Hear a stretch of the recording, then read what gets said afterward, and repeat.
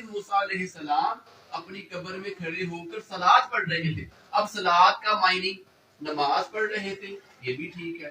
صلات کا معنی کہ حضور علیہ السلام پر درود و سلام عرض کر رہے تھے، تو تب بھی ٹھیک ہے، کیونکہ حضور علیہ السلام پر صلات پڑھنا بھی یہ اپنا صلات کے زمرے میں آتا ہے، اگر درود پڑھنا. تو میرے دوستو، جس وقت حضور علیہ السلام کی سواری گزری نا موسیٰ علیہ السلام کی قبر سے، تو وہ نماز کا وقت نہیں تھا. اسی لیے بعض علماء نے لکھا کہ موسیٰ علیہ السلام اپنی قبر میں کھڑے ہو کر حضور علیہ السلام کا استقبال کر رہے تھے اور حضور علیہ السلام پر درود و سلام عرض کر رہے تھے. میرے دوستو، موسیٰ علیہ السلام جنہیں 2000 سال کم و بیش ہو چکے تھے اس وقت، اور وہ اپنی قبر میں کھڑے ہو کر صلات پڑھ رہے تھے، تو معلوم ہوا کہ انبیاء کرام علیہ السلام اپنی قبروں میں زندہ ہیں اور اللہ سبحانہ و تعالی انہیں رزق عطا کرتا ہے. موسیٰ علیہ السلام جو 2000 سال بعد بھی اپنی قبر میں کھڑے ہو کر صلات پڑھ رہے تھے، تو یہ موسیٰ علیہ السلام کی حیات کا یہ عالم ہے. تو پھر مجھے بتاؤ نا کہ میرے نبی کی حیات کا عالم کیا ہے؟ تو زندہ ہے واللہ، تو زندہ ہے واللہ، میرے چشمے عالم سے چھپ جانے والا ہے. حضور علیہ السلام کی سواری جب بیت المقدس پہنچی تو استقبال کے لیے حضرت آدم علیہ السلام سے لے کر حضرت عیسیٰ علیہ السلام تک تمام انبیاء کرام علیہ السلام نے حضور علیہ السلام کا استقبال کیا. میرے دوستو، حضور دیکھ کر جا رہے ہیں کہ موسیٰ علیہ السلام اپنی قبر میں کھڑے ہو کر صلات پڑھ رہے ہیں، اور جب حضور کی سواری مسجد اقصی پر پہنچی تو موسیٰ علیہ السلام وہاں بھی موجود ہیں. معلوم ہوا کہ انبیاء کرام علیہ السلام اپنی قبروں میں زندہ ہیں، نمازیں بھی پڑھتے ہیں، اور اللہ کے حکم سے اپنی مرضی سے جدھر چاہیں جا بھی سکتے ہیں اور آ بھی سکتے ہیں. اللہ تعالیٰ نے انہیں اختیار عطا کیا ہے.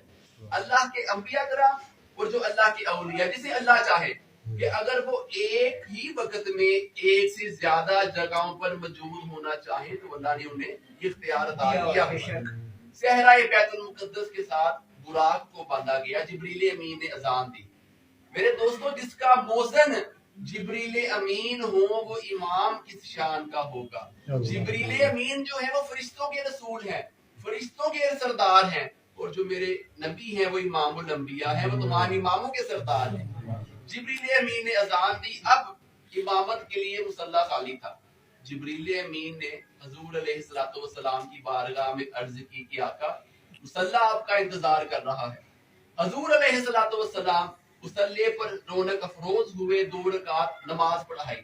تمام انبیاء کرام علیہ السلام نے حضور علیہ السلام کے پیچھے ہاتھ باندھ کر نماز پڑھی.